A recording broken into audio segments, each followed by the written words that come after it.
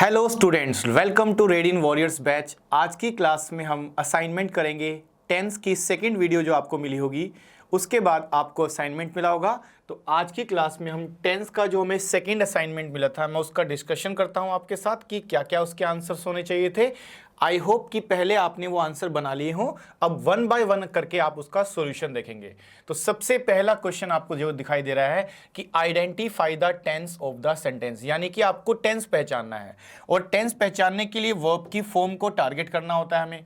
तो यहां देखिए, यहां पे लिखा है गोज, और आपको पता होगा वर्ब की फर्स्ट फॉर्म जब हम यूज करते हैं तो दो तरह से यूज करते हैं, विद एसीएस, विदाउट एसीएस। गो भी लगाते हैं, गोज भी यूज करते हैं, कम भी यूज करते हैं, कम्स भी यूज करते हैं। तो यानी कि अगर फर्स्ट फॉर्म में एस ई एस लगाते हैं या फर्स्ट फॉर्म भी लिखते हैं तो वो प्रेजेंट इंडेफिनिट टेंस होता है, यानी सिंपल प्रेजेंट टेंस होता है। तो देखिए क्या लिखा है, आप देखेंगे तो डी में लिखा है सिंपल प्रेजेंट। इसका मतलब आंसर क्या होना चाहिए, डी होना चाहिए। ओके, अब नेक्स्ट देखते हैं। नेक्स्ट है आपके पास, the boys were playing football in the ground. फिर से आपको टेंस को पहचानना है कि टेंस कौन सा यूज किया गया है इसमें। तो बॉयज के बाद यहां लिखा है वर प्लेइंग, वर प्लेइंग। तो वर प्लेइंग को ध्यान से देखें तो ये आपको दिखाई देता है, ये कॉन्टिन्यूअस एक्शन है, यानी आई एन जी वर्ब को हम क्या बोलते हैं, कॉन्टिन्यूअस, और वर्क को क्या बोलते हैं, पास्ट। तो क्या बन चुका है, ये पास्ट कॉन्टिन्यूअस बन चुका है। कहां लिखा है पास्ट कॉन्टिन्यूअस, बी ऑप्शन में। तो आंसर हमारा बी बन जाएगा। नेक्स्ट क्वेश्चन देखिए, अब he has completed the homework. तो फिर से टेंस को आइडेंटिफाई करना है। हैज कंप्लीटेड रूल लिखा हुआ है, रूल को देख के ही पहचानते हैं। अब देखो, कंप्लीटेड सेकंड फॉर्म भी होती है, लेकिन अगर हैज के बाद लिखी जाती है तो ये थर्ड फॉर्म बन जाती है। और याद कीजिए थर्ड फॉर्म किसका इंडिकेशन होता है, तो थर्ड फॉर्म इंडिकेशन होता है परफेक्ट का। किसका इंडिकेशन होता है, परफेक्ट का। और हैज किसका इंडिकेशन होता है, प्रेजेंट का। पास्ट तो नहीं बोलेंगे हम इसको। तो बन चुका है टेंस हमारा प्रेजेंट परफेक्ट। किस ऑप्शन में प्रेजेंट परफेक्ट लिखा हुआ है, सी में। तो आंसर हमारा सी बन जाएगा। वर्ब की फॉर्म को टारगेट करते बनाएंगे। अब जैसे हमें विल दिखाई दिया तो माइंड में सबसे पहली बात आएगी फ्यूचर है ये। अब देखो किस ऑप्शन में फ्यूचर नहीं है वो एलिमिनेट कर दो। बी में नहीं लिखा हुआ है, डी में नहीं लिखा हुआ है, तो यानी हमारे को या तो इसको मान के चलना पड़ेगा फ्यूचर इंडेफिनिट या फ्यूचर परफेक्ट। और यहाँ विजिट लिखा है, मतलब विजिट वर्ब की फर्स्ट फॉर्म है और फर्स्ट फॉर्म से बनता है इंडेफिनिट, थर्ड फॉर्म से बनता है परफेक्ट। इसका मतलब हुआ इंडेफिनिट है ये। तो फ्यूचर इंडेफिनिट हमारा ए ऑप्शन में दिखाई दिया, यही हमारा आंसर बन जाएगा। नेक्स्ट देखते हैं। नेक्स्ट में लिखा है the train had left, the train had left. तो यहां हैड लेफ्ट लिखा हुआ है, तो लेफ्ट वर्ब की कौन सी फॉर्म है, थर्ड फॉर्म। और हैड क्या दिखाता है हमें, पास्ट। तो ये क्या बन चुका है, पास्ट। थर्ड फॉर्म किसका इंडिकेशन होता है, परफेक्ट का। तो पास्ट परफेक्ट किस ऑप्शन में दिखाई देता है, बी में। तो आंसर हमारा बी बनेगा। यही ऐसे ही चेक करते हैं, सबसे बेस्ट तरीका बता रहा हूं मैं आपको। जल्दी जल्दी बनाने का सबसे बेस्ट तरीका यही है। अब देखो रूल को करते हैं, she was reading a story. तो वॉज रीडिंग को अलग कर दीजिए, क्योंकि हमें टेंस का रूल समझना होता है पहले, उसी से पता चलता है। तो यहां रीडिंग लिखा है, रीडिंग में वर्ब की फर्स्ट फॉर्म में आईएनजी लगा हुआ है ना। आईएनजी किसका इंडिकेशन होता है, कॉन्टिन्यूअस का होता है। तो ये कॉन्टिन्यूअस तो है ही है। और वॉज किसका इंडिकेशन है, पास्ट का। तो क्या बन चुका है, पास्ट कॉन्टिन्यूअस। किस ऑप्शन में पास्ट कॉन्टिन्यूअस है, डी में। तो आंसर हमारा डी बन जाएगा। ऐसे चेक करने का सबसे बेस्ट तरीका होता है। I am reading an interesting story. तो यहां एम रीडिंग लिखा हुआ है, रीडिंग क्या दिखाई देता है हमें, आई एन जी, यानी किसका साइन, कॉन्टिन्यूअस का साइन। कॉन्टिन्यूअस का साइन मिला। और एम किसका साइन हुआ, प्रेजेंट का। तो क्या बन चुका है ये, प्रेजेंट का कॉन्टिन्यूअस टेंस। किस ऑप्शन में प्रेजेंट कॉन्टिन्यूअस लिखा हुआ है, आप देखेंगे सी ऑप्शन में लिखा है, तो सी इसका आंसर बन जाएगा। आगे बढ़ते हैं। नेक्स्ट देखिए, लिखा है identify the tense of the sentence. फिर से आपको टेंस को ही देखना है। We have been waiting. तो वेटिंग किसका इंडिकेशन हमें दिखाई देता है, आईएनजी का। आईएनजी किसका इंडिकेशन होता है बच्चों, बताओ जरा, कॉन्टिन्यूअस का। तो कॉन्टिन्यूअस तो कंफर्म है ही है ये। उसके बाद बीन लगा है। अब देखो जब भी आईएनजी से पहले बीन लगता है तो ये बीन किसका इंडिकेशन होता है, परफेक्ट का। बी की थर्ड फॉर्म बीन होती है क्योंकि, तो ये बन चुका है परफेक्ट कॉन्टिन्यूअस। और हैव किसका इंडिकेशन होता है, प्रेजेंट का, तो पूरा टेंस क्या बन चुका है, प्रेजेंट परफेक्ट कॉन्टिन्यूअस। किस ऑप्शन में लिखा है, प्रेजेंट परफेक्ट कॉन्टिन्यूअस, तो आपको देखोगे बी ऑप्शन में लिखा हुआ है, यही आंसर हमारा बन जाएगा, present perfect continuous. Okay, identify the tense of the sentence. The sun rises, rises, rise first form होती है, उसी में एस लगा हुआ है, तो एस लगने से क्या बनता है, फर्स्ट फॉर्म में एस लग गया है ये। तो अब ध्यान दे, फर्स्ट फॉर्म किसका इंडिकेशन होता है, प्रेजेंट इंडेफिनिट का, है ना। फर्स्ट फॉर्म अकेला लिखा होता है या उसमें एस लगा होता है तो ये प्रेजेंट इंडेफिनिट का इंडिकेशन होता है या सिंपल प्रेजेंट का इंडिकेशन होता है, यानी ये देखो लिखा है प्रेजेंट इंडेफिनिट, इसका मतलब आंसर डी बन जाएगा। ओके, इस तरह से चेक करना है आपको। He will have finish the work by evening, तो यह विल हैव फिनिश्ड लिखा हुआ है, विल हैव फिनिश्ड, तो फिनिश कौन सी फॉर्म है वर्ब की, थर्ड फॉर्म। हैव क्या दिखाता है हमें, परफेक्ट, हैव क्या दिखाता है, परफेक्ट, यानी कि प्रेजेंट, सॉरी प्रेजेंट हो गया, और थर्ड फॉर्म किसका इंडिकेशन होता है, परफेक्ट का, तो ये बना हमारा परफेक्ट टेंस। लेकिन विल लिखा है तो कौन सा बन जाएगा ये, future perfect tense, future perfect tense. तो यानी कि हम हैव को फॉलो नहीं करेंगे, किसको फॉलो करेंगे, हम विल को फॉलो करेंगे। तो विल का मतलब फ्यूचर होता है और थर्ड फॉर्म का मतलब परफेक्ट होता है, तो इसका मतलब हुआ फ्यूचर परफेक्ट। किस ऑप्शन में दिखाई देता है, डी ऑप्शन में, यही इसका आंसर बनेगा। तो ये जो मैंने आपको सॉल्यूशन दिया है, ये आपका सॉल्यूशन है असाइनमेंट 2 का, जो कि आपको टेंस में मिला है, जो कि आपको टेंस में मिला है। अब ध्यान से देखते हैं, आपके पास असाइनमेंट 3 भी आ गया है, यानी कि आपने जो थर्ड टेंस की वीडियो देखी होगी जिसमें आपको फिलअप सॉल्व करने थे, वो हमने पढ़े थे, अब आपको वही करना है। असाइनमेंट थर्ड में आपको 10 क्वेश्चन मिले हैं, वर्ब एंड टेंस का ही टॉपिक हमारा रहेगा, आप बड़े आराम से इसको सॉल्व करना, ठीक है। ध्यान से देखिए, she dash to the market every Sunday, तो आपको याद होगा हमने पढ़ा था कि कोई भी काम अगर रूटीन लेवल पे होता है तो हम उसको क्या नाम देते हैं, रूटीन एक्शन।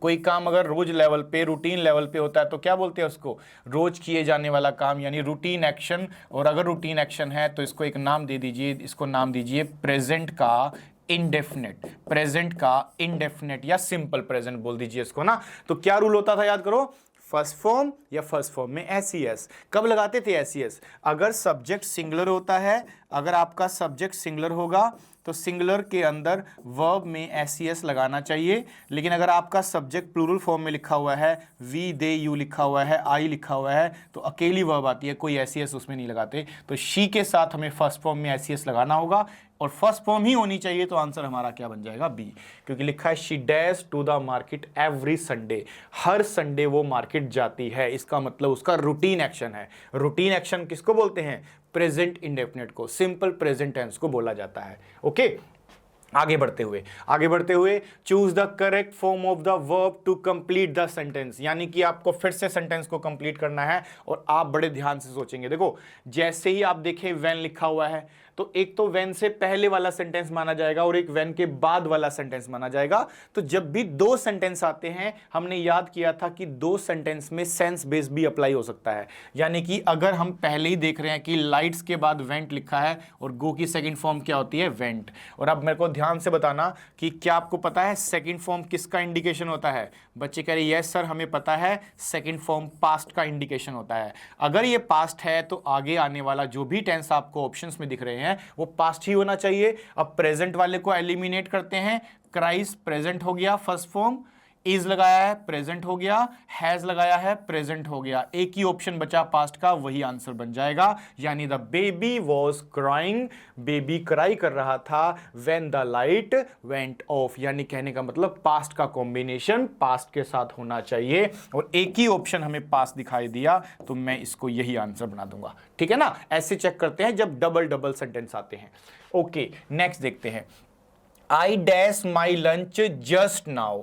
तो जब भी आपके एग्जाम में कभी देखे कि जस्ट लिखा हुआ है, जस्ट नाउ लिखा हुआ है ना, ऐसे वर्ड्स लिखे हैं, जस्ट नाउ लिखा है, येट यूज किया गया है ना, ऑलरेडी यूज किया गया है, ऐसे ऐसे वर्ड्स अगर आप लिखते हैं ना तो इनके साथ हमेशा लिखते हैं रीसेंट पास्ट, यानी प्रेजेंट का परफेक्ट टेंस लगाते हैं, प्रेजेंट का परफेक्ट टेंस लगाते हैं। हैज हैव के साथ थर्ड फॉर्म, आई के साथ हैव आएगा और इटन थर्ड फॉर्म बन जाएगी। तो आंसर डी बना दीजिए, I have eaten my lunch just now. क्या बताया मैंने, अगर हमारे सामने just, just now, yet, already लिखा होता है तो टेंस कौन सा लगाते हैं, प्रेजेंट परफेक्ट लगाते हैं। ओके, आगे देखिए, the students dash their homework since morning. अब देखो सिंस मॉर्निंग का मतलब है कि ये काम जो लगातार चल रहा है, क्योंकि सब में आप देखो डूइंग लिखा है, तो आप देखो स्टूडेंट्स क्या कर रहे हैं, अपना होमवर्क कर रहे हैं। और कब से कर रहे हैं बताया हुआ है, सिंस मॉर्निंग, सिंस मॉर्निंग। इसका मतलब हुआ कि जब भी आप सिंस लगाते हैं या फोर लगाते हैं, या तो सिंस लगाते हैं या फोर लगाते हैं, इसका मतलब हिंदी में क्या बनता है, से। और से के बाद हम टाइम देखते हैं, अगर सिंस फोर के बाद, तो ये किसका इंडिकेशन होता है, ये इंडिकेशन होता है कि आपको परफेक्ट कॉन्टिन्यूअस ही लगाना है, चाहे वो प्रेजेंट का हो चाहे वो पास्ट का हो, लेकिन आएगा परफेक्ट कॉन्टिन्यूअस। यानी ये बात तो कंफर्म है कि कॉन्टिन्यूअस में आईएनजी लगाना पड़ेगा आपको और परफेक्ट में बीन लगाना पड़ेगा, तो बीन प्लस आईएनजी होना चाहिए। अगर प्रेजेंट चाहिए होता है तो हैज हैव लगाते हैं, पास्ट चाहिए तो हैड लगाते हैं, लेकिन एक ही ऑप्शन में बना हुआ है, देखो एक ही ऑप्शन में बना हुआ है हैव बीन, तो आंसर हमारा क्या बन जाएगा, सी। यानी आर डूइंग तब सही होता जब यहां तक सेंटेंस होता, क्योंकि अब सिंस लिखा है आगे कि कब से वो काम लगातार चल रहा है, तो ये किसका इंडिकेशन होता है, कॉन्टिन्यूअस का नहीं, परफेक्ट कॉन्टिन्यूअस का। बीन भी लगाना पड़ता है इसके अंदर। ओके, आगे बढ़ते हैं। The train dash before we reached. अब देखो इससे क्या समझ में आया, फिर से दो सेंटेंस है, लेकिन रीच्ड तो पहले से लिखा हुआ है, वर्ब की सेकंड फॉर्म पहले से लिखी हुई है, और पहले से सेकंड फॉर्म का मतलब हुआ एक बार अगर पास्ट आ जाता है तो दोबारा भी तो पास्ट आता है। तो पहले तो प्रेजेंट वाले ऑप्शन को एलिमिनेट कर देते हैं, लीव्स फर्स्ट फॉर्म है, गलत माना जाएगा, बाकी सब पास्ट के हैं, लेकिन वॉज लीव तो कोई रूल ही नहीं होता टेंस का, है ना। अब दो, या तो लेफ्ट या फिर हैड लेफ्ट। अब आपने ये पहले से पढ़ा हुआ है कि कोई भी काम अगर पहले हो जाता है, जैसे कि the train dash before we reach the station, हमारे स्टेशन पहुंचने से भी पहले ट्रेन जा चुकी थी, इसका मतलब पहुंचने से भी पहले ये काम हो गया, तो पास्ट नहीं, पास्ट का भी पास्ट है, ये पास्ट परफेक्ट बनेगा ये। और हमने पढ़ा भी था कि बिफोर से पहले हमेशा पास्ट परफेक्ट ही आता है, इसीलिए हमारा आंसर क्या बनना चाहिए, पास्ट परफेक्ट के अकॉर्डिंग सी बनना चाहिए। सी आंसर बनाइए, लेफ्ट तो गलत माना जाएगा, ठीक है ना। और बढ़ते हैं आगे। अब देखो, लिसन, सुनिए, somebody dash at the door, कि कोई डोर पर क्या कर रहा है, लिसन, लुक, ऐसे ऐसे वर्ड जब आते हैं ना मार्क ऑफ एक्सक्लेमेशन के साथ, तो आपको कहीं ना कहीं अलर्ट करते हैं कि कुछ हो रहा है लगातार, है ना। तो जब कुछ लगातार हो रहा है तो कॉन्टिन्यूअस टेंस होना चाहिए, और आप देखिए एक ही ऑप्शन में कॉन्टिन्यूअस लिखा है, इज नॉकिंग, तो क्या बन जाएगा, somebody is knocking at the door. Look आ जाए, लिसन आ जाए, हरी अप आ जाए, जब आपको कोई अलर्ट करता है किसी चीज के लिए, तो इससे समझ में आता है कि कोई काम हो ही रहा है हमारे सामने, तो हम इसको क्या बनाते हैं, हम उसको बनाते हैं कॉन्टिन्यूअस टेंस से, ठीक है ना। बाय नेक्स्ट ईयर मतलब आने वाले समय की बात कर रहे हैं, फ्यूचर की बात कर रहे हैं। फ्यूचर वाले ऑप्शन कौन कौन से नहीं है, ए में नहीं है और डी में नहीं है, हटा दो इनको। अब देखो, जब भी हम कभी भी बाय के साथ टाइम लगाते हैं तो हमने पढ़ा हुआ है कि बाय प्लस टाइम जब लिखा जाता है तो ये इंडिकेशन होता है डेडलाइन ऑफ टाइम का, और इसके लिए होता है फ्यूचर परफेक्ट टेंस। कौन सा टेंस लगाते हैं, इंडेफिनेट नहीं आना चाहिए, फ्यूचर का परफेक्ट टेंस आना चाहिए। और किस ऑप्शन में दिखाई देता है फ्यूचर परफेक्ट, हमें सी ऑप्शन में, तो सी इसका सही आंसर होगा। किसकी वजह से हुआ, बाय नेक्स्ट ईयर की वजह से हुआ, इस बात का भी ध्यान रखेंगे आप। The boys dash football when it started raining, तो यहां व्हेन लिखा है, दो सेंटेंस को जोड़ने वाला वर्ड, और आगे लिखा है स्टार्टेड, तो स्टार्टेड वर्ब की कौन सी फॉर्म है, सेकेंड फॉर्म है।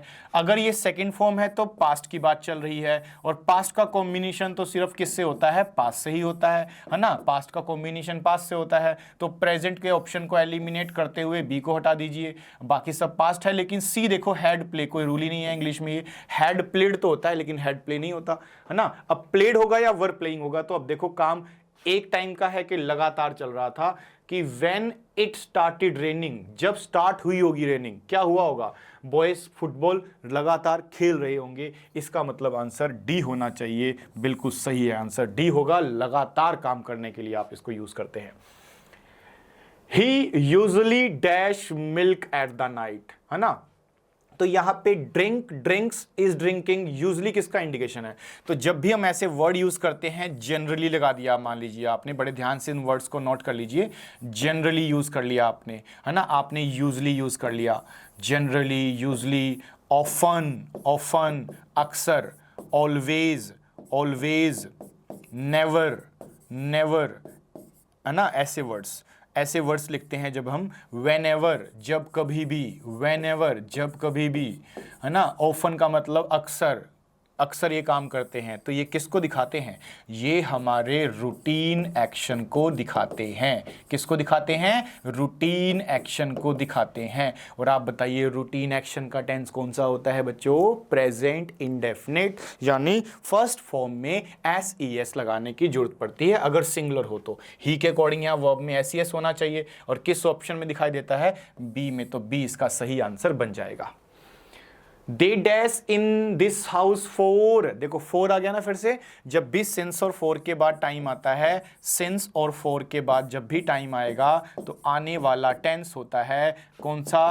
Perfect continuous. क्या होता है जी? Perfect continuous, been plus ING. किस ऑप्शन में दिखाई देता है जी? बी ऑप्शन में दिखाई देता है। यही आंसर होने चाहिए हमारे, है ना। इस तरह से चलने की जरूरत पड़ेगी यहाँ पे। तो ये हमारे कुछ सॉल्यूशंस थे, हमने सॉल्यूशंस बनाए इसके। अब आगे बढ़ते हुए थर्ड, अब क्योंकि इसके बाद आपने देखा होगा कि एक वीक का असाइनमेंट आपका खत्म हो गया होगा, अब फर्स्ट वीक का असाइनमेंट है आपके पास, है ना। पहला वीडियो जो इस वीक में आपको मिला होगा उसका ये असाइनमेंट है। और ध्यान से देखें तो ये आपको क्वेश्चन टैग का, सॉरी, फर्स्ट असाइनमेंट है ये आपके पास क्वेश्चन टैग का फर्स्ट असाइनमेंट होगा। क्वेश्चन टैग आप जो पढ़ेंगे उसका पहला असाइनमेंट आपके सामने है। आपने क्वेश्चन टैग समझा है, उसके बेसिक्स पढ़े हैं, टेंस को ध्यान में रख के पढ़े हुए हैं, है ना। पॉजिटिव का नेगेटिव होना चाहिए, नेगेटिव का पॉजिटिव होना चाहिए, सारे बेसिक रूल आपको पता होगा। शॉर्ट फॉर्म कैसे बनाते हैं मैंने बताया था आपको, है ना। आपने प्रोनाउन को लिखना है, ये भी आपको पता है। तो वो सभी बातों को ध्यान में रखते हुए देखते हैं क्या क्या आपके आंसर बने हैं।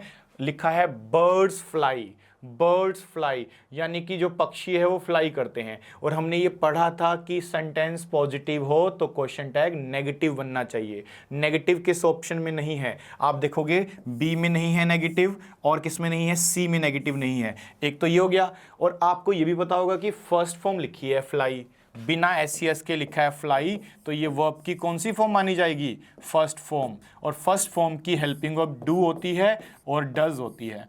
लेकिन हमने पढ़ा है कि डज तभी आता है जब फर्स्ट फॉर्म में एस लगाया जाता है। अब डू आना चाहिए। अब डू किस ऑप्शन में दिखाई देता है आपको? डी ऑप्शन में। बिल्कुल सही है, ए गलत माना जाएगा। कैन होता है तब कैन आएगा, ठीक है। और देखते हैं, children, the children want come, want come. अब वॉन्ट का मतलब क्या हुआ? याद करो, विल नॉट को ही शॉर्ट फॉर्म बनाते समय क्या लिखते हैं? वॉन्ट लिखते हैं। यानी विल नॉट को शॉर्ट फॉर्म में क्या लिखते हैं? वॉन्ट लिखते हैं। तो देखा जाए तो नॉट तो पहले लिखा हुआ है। अगर एक बार सेंटेंस नेगेटिव आ जाए तो क्वेश्चन टैग बनाते समय पॉजिटिव बनाना चाहिए। अब पॉजिटिव किस किस में दिखाई देता है आपको? आप देखो सब में पॉजिटिव है, बस बी में नहीं है, इसलिए बी को एलिमिनेट कर देते हैं, हटा देते हैं उसको। अब याद रखो, बना तो विल से है ना, तो याद करो helping verb can not be change, तो विल का आंसर विल होगा, इसलिए सी भी गलत, डी भी गलत, विल का आंसर विल रहेगा। आंसर हमारा बन चुका है, ए आंसर इसका होना चाहिए। ए आंसर होना चाहिए विल दे। चिल्ड्रन के लिए क्या लगाएंगे? दे लगाएंगे। ओके, ऐसे देखिए। अब आगे लिखा है फिर से, यू वर एब्सेंट येस्टरडे। अब यहां पे वर लिखा है, हमने पढ़ा भी हुआ है कि अगर कोई हेल्पिंग वर्ब लिखी हो तो हम उसको चेंज नहीं करते कभी भी, है ना। इज एम आर का इज एम आर लिखते हैं, वॉज वर का वॉज वर। तो जिस ऑप्शन में वॉज वर नहीं है वो गलत है, ए में भी नहीं है और डी में भी नहीं है। अब बचा दो ऑप्शन। अब बताओ पॉजिटिव सेंटेंस है कि नेगेटिव सेंटेंस है? बच्चे कह रहे सर ये तो पॉजिटिव सेंटेंस है, तो नेगेटिव क्या बना दोगे इसका? बताओ, इसका नेगेटिव क्या बना दोगे? इसका नेगेटिव बना देंगे weren't you, तो बी गलत माना जाएगा, सी सही माना जाएगा। ऐसे बनाते हैं क्वेश्चन टैग, ठीक है, ऐसे बनाते हैं question tag. He never tells a lie. अब यहां पे कोई हेल्पिंग वर्ब नहीं है ना, तो हमने पढ़ा था हेल्पिंग वर्ब नहीं होती है तो फर्स्ट फॉर्म होती है या सेकंड फॉर्म होती है। लेकिन अगर फर्स्ट फॉर्म में एस या ईएस लगा होता है तो हेल्पिंग वर्ब में डू डज में से क्या लगाना पड़ता है? डज लगाना पड़ता है। हमें डज, सिंगुलर के साथ वैसे भी डज आता है, आपको पता होगा। ही के साथ डज लगा सकते हो, डू नहीं लगा सकते हो, तो आप डज लगाना है। डज किस ऑप्शन में नहीं है वो गलत कर दीजिए, वो तो गलत हो गए। अब बच्चे डज शी या डज ही या फिर डजंट ही, पॉजिटिव का नेगेटिव बनना चाहिए, लेकिन इस बार नेवर लिखा है। नेवर का मतलब क्या होता है? कभी नहीं। तो ये नेगेटिव है, पॉजिटिव बनाना पड़ेगा आपको। और पॉजिटिव आंसर क्या है? ए। इसका मतलब बी गलत है ना? ऐसे बनाते हैं जी। आगे बढ़ते हैं। We can't live without air. We can't live without air, यहां पे कैन लिखा है, कैन को नेगेटिव में कांट लिखा है, तो कैन का आंसर कैन देंगे।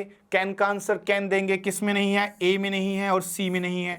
अब बताओ कांट वी लिखे कि कैन वी लिखे? बच्चे कह रहे सर अब हमें थोड़ा समझ में आ भी गया है कि अगर नेगेटिव हो तो क्वेश्चन टैग पॉजिटिव बनती है, तो दोबारा नोट तो लगाएंगे नहीं। इसका मतलब बी गलत है, आंसर डी होना चाहिए, कैन वी होना चाहिए, कैन वी लिखेंगे। आगे बढ़ते हैं, चलो। She is not eating her lunch, तो यहां पे इज नॉट लिखा है ना जी। इज नॉट का यानी इजएमआर का इजएमआर लिखेंगे। किस ऑप्शन में इजएमआर दिखाई देता है? बच्चे कह रहे सर ए में नहीं है, डी में भी नहीं है, बी में और सी में दिखाई देता है। अच्छा, पॉजिटिव है कि नेगेटिव है? नेगेटिव है, तो पॉजिटिव आंसर कहां दिखाई देता है? सी में। इसका मतलब बी गलत है, सी ही आंसर बनेगा। ऐसे ही तो बनाना चाहिए जी। आगे बढ़ते हैं। I am your best friend, I am your best friend, तो यहां एम लिखा है, एम का एम होगा या आर होगा वो देखने वाली बात है। याद कीजिए एम नॉट को शॉर्ट फॉर्म में क्या लिखते हैं? एम नॉट को शॉर्ट फॉर्म में एमेंट तो नहीं लिखते हैं, एमेंट लिखना तो गलत माना जाता है। आर से बनता है, आरेंट बनाते हैं, और सब्जेक्ट कौन है? आई। तो किस ऑप्शन में आरेंट आई लिखा हुआ है? आप देखेंगे सी में लिखा है, तो सी इसका आंसर बन जाएगा। ऐसे बनाते हैं, ठीक है। द बॉयज वर प्लेइंग, तो वर क्या है? Helping verb. वर क्या है? Helping verb. Helping verb can not be change. बच्चे कह रहे क्यों नहीं बदलते सर हेल्पिंग वर्ब? क्योंकि टेंस नहीं बदलना, टेंस नहीं बदलना, टेंस सेम होना चाहिए, टेंस सेम होना चाहिए। तो ए भी गलत हो गया, और बॉयज के साथ वोज आ नहीं सकता, इसीलिए गलत हो गया। वर दे के वरंट दे। बच्चे कह रहे पॉजिटिव को नेगेटिव बनाइए सर, नेगेटिव है तो फिर सी आंसर है और बी इसका गलत आंसर है। पॉजिटिव सेंटेंस को नेगेटिव बनाते हैं और नेगेटिव को पॉजिटिव बनाते हैं जब जब क्वेश्चन टैग बनाते हैं। ओके, और देख लीजिए ही अटेंडेड। अब बता दो अटेंडेड वर्ब की कौन सी फॉर्म है? सेकंड फॉर्म है। बच्चे कह रहे सर थर्ड फॉर्म भी तो हो सकती है। थर्ड फॉर्म से पहले तो हैज हैव आता है, ये तो अकेला लिखा हुआ है। सेकंड फॉर्म अकेली आती है, कोई हेल्पिंग वर्ब के साथ नहीं आती कभी भी, इसीलिए सेकंड फॉर्म है। और सेकंड फॉर्म की हेल्पिंग वर्ब अगर लिखनी है तो एक ही होती है, वो होती है डिड। तो इसका आंसर डिड से बनेगा। ध्यान से देख लीजिए, सेकंड फॉर्म का आंसर डिड से बनेगा हमेशा। तो वो से बनाएंगे गलत हो जाएगा, डस से बनाएंगे गलत हो जाएगा। अब बताइए डिड ही कि डिडंट ही? पॉजिटिव को क्या बनाते हो? नेगेटिव। इसका मतलब डी आंसर है और ये गलत माना जाएगा। ऐसे बनाते हैं। लास्ट क्वेश्चन देख लीजिए, लास्ट क्वेश्चन देख लीजिए। You will help, will help, helping of क्या लिखा मिला? विल। तो नीचे भी क्या एक्सपेक्ट करोगे? विल, यानी डी गलत हो जाएगा, सी गलत हो जाएगा। वॉन्ट यू के विल यू, वॉन्ट यू के विल यू। पॉजिटिव का क्या बनना चाहिए? नेगेटिव बनना चाहिए। तो आंसर हमारा ए बन जाएगा, बी भी गलत है, क्योंकि पॉजिटिव का आंसर पॉजिटिव कभी नहीं होता है, पॉजिटिव का आंसर नेगेटिव होता है, इसलिए वॉन्ट यू बनाने की जरूरत पड़ेगी। ठीक है ना जी। तो आपके जो इस वीक के 3 असाइनमेंट आपको मिले थे, 2 टेंस के मिले हैं आपको, एक क्वेश्चन टैग का मिला है, वो मैंने आपको बता दिए हैं। 30 आपके क्वेश्चन थे, 3 असाइनमेंट थे, तो आपने देखो कितना स्कोर किया है। अगर आपको लगता है कि अभी भी आपको थोड़ा क्लैरिटी कम आया है तो वीडियो को दोबारा देखो, और ये असाइनमेंट वाली वीडियो भी दोबारा देखना फिर आप, और वो क्वेश्चन को ही बार बार प्रैक्टिस करते रहोगे तो आपका ये हो जाना चाहिए था सॉल्व। ठीक है ना। तो चलो आज इतना करते हैं, फिर मिलते हैं नेक्स्ट क्लास में। Till then goodbye, take care of yourself.